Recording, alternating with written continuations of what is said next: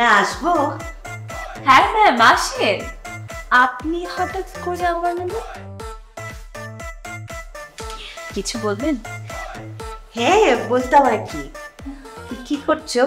পড়ছি। ও আচ্ছা। না, তোমার সঙ্গে একটা কথা শেয়ার করব, তুমি কিছু মনে করবে না তো? কি কথা? আমি না জীবনে কোনোদিন সাগর দেখিনি, সমুদ্র আর কি।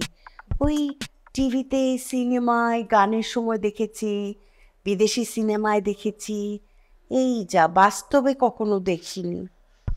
ম্যাম আপনি কিন্তু আমাকে মেইন কথাটাই বলছেন না।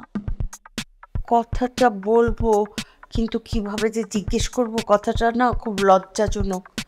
কিভাবে জিজ্ঞেস করব?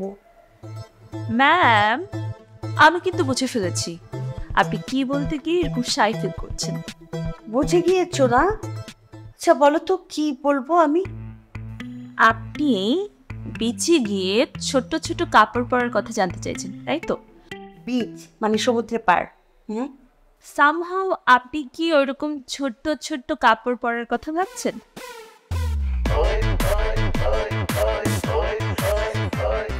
একদম ধরে ফেলেছি তো।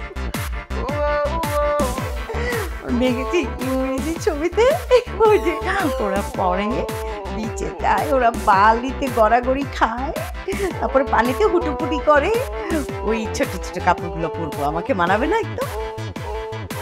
না না কোনো সমস্যা নেই, কিন্তু ম্যাম বেশি ছোট ছোট কাপড় পরবেন।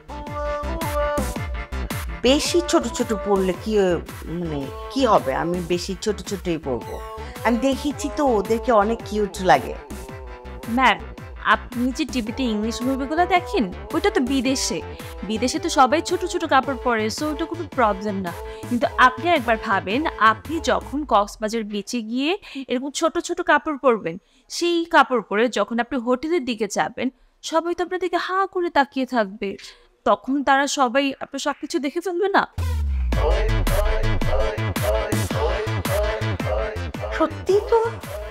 ছি ছি ছি ছি ছি ছি। ধ্যাৎ, মাথায় একদম বুদ্ধি শুদ্ধি বলতে কিচ্ছু নেই। সত্যি তো। আহ, সব পড়া যাবে না। যাই, লাগেজ থেকে সবকিছু নামিয়ে ফেলি, আর লাগেজ গোছাই, আবার নতুন করে লাগেজ গোছাই। আপনার লাগেজ গুছানো হয়েছে?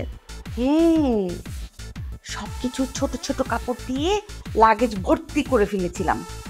ইস, ভাগ্যিস না তোমাকে জিজ্ঞেস করেছিলাম, তা না হলে কি যে হতো।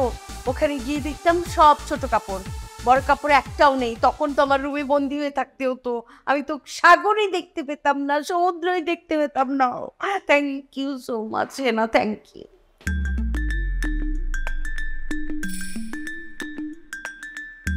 মানুষ যে বয়স হলে ছোট বাচ্চা হয়ে যায়, তুমি ইমপ্রুভ হচ্ছ। সাহস।